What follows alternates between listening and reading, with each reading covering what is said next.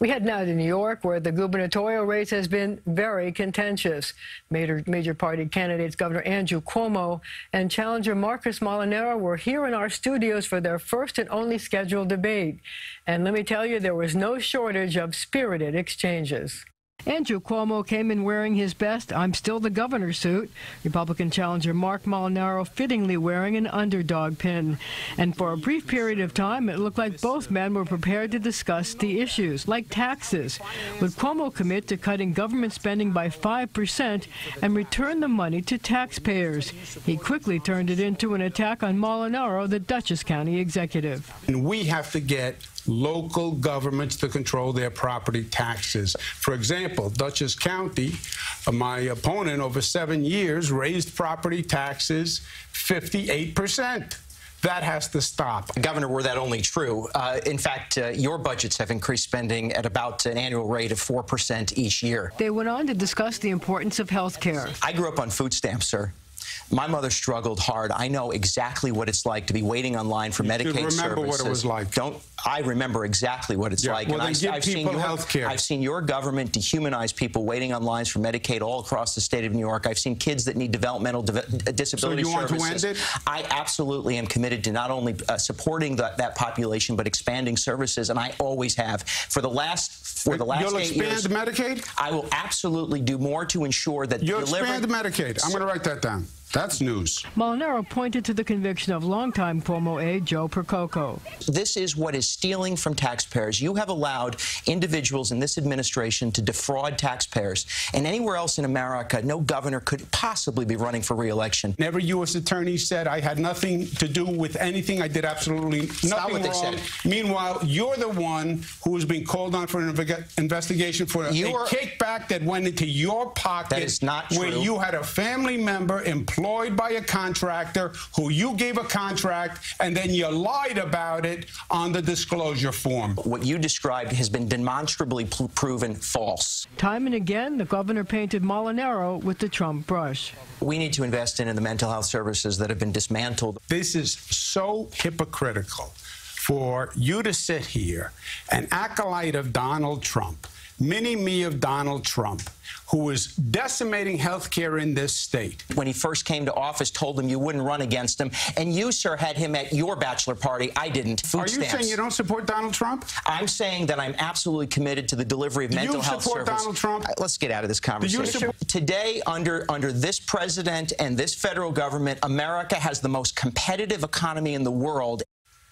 So with the exception of the debate here on CBS, Andrew Cuomo has been using what I would call a rose garden strategy. Sure. Now, yes, Larry, I used Andrew Cuomo and rose garden in the same sentence, wink, wink, wink. Right. But I'm wondering... but he says no way, no how. But he says he's had... but he's also had very few public appearances. Right. So I'm wondering, is he hiding so he doesn't have to answer the tough questions? Or is it just... he doesn't want to risk saying anything, you know, that could be controversial, like America wasn't that great again? Marcia, if you were 35 points up and everything was going well, you wouldn't want to risk that yourself. You know, you can make the good government case that a governor, an incumbent, has an obligation to confront his opponent, to answer questions of the public through the League of Women Voters. But in reality, politics ain't beanbag, and it's understandable, even if one doesn't accept it, doesn't like it, that the governor would try to minimize his exposure, minimize the possibility that he could make a big goof and cost him 10 points in the polls. You know, you told me that if this was 1994, when Mario Cuomo lost to George Pataki, that this time, and if it was 1994, the same circumstances, that Andrew Cuomo could lose to Marc Molinaro. What's changed, and could it ever go back? Sure. A lot has changed in New York State. Back in 1994, you had a U.S. senator who was a Republican.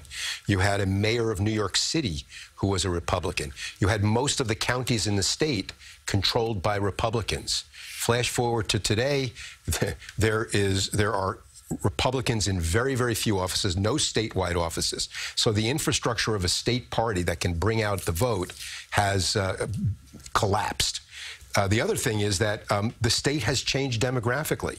It was a Democratic state back then, but the enrollment was much closer. You've had a surge of new immigrants, of people of color whose voting tendencies are very Democratic. So between having no Republican bench, having a national party that has moved away from the moderate or even liberal New York Republican Party, it's a recipe for a disaster. So Andrew Cuomo is running against Donald Trump. He tries to paint Mark Molinaro as a Trump mini-me, even though Molinaro has said that he didn't vote for President Trump. So did he need to make that case more forcefully, or if he did that, was he in danger of losing upstate Republican voters who might say he's not really one of us? I don't think that it matters, or it would have mattered, what Molinaro said or did. When you don't have $30 or $40 million to run a big state campaign, when you don't have the political infrastructure of dozens of county organizations, when the big national money has made up its mind, fairly or unfairly, beforehand, that you're not going to beat them, what was your chance? Okay, well, another race to watch in New York is the U.S. Senate race. Junior U.S. Senator Kirsten Gillibrand is calling for ICE, the Immigration and Customs Enforcement Agency, to be abolished. Her opponent says that's a dangerous position. Campaigning for re-election, eyeing a possible presidential run in 2020, Senator Kirsten Gillibrand has raised the flag of progressive Democrats seeking to use the issue of ICE as a weapon against President Trump. I believe ICE should be abolished. But party sources tell CBS 2 they're worried her shift to the left could make it more difficult for moderate Democrats up for re-election this year. I don't think so. I think there's a shared moral value that we should not be literally separating children from their parents at the border. Actually, that's the job of Customs and Border Patrol agents. And others point out that ICE has been a potent force of good on Long Island, instrumental in arresting members of MS-13, the violent transnational street gang responsible for savage murders and crime sprees that have terrorized local residents. She is entirely wrong. It's irresponsible to say that ICE should be abolished. That makes absolutely no sense.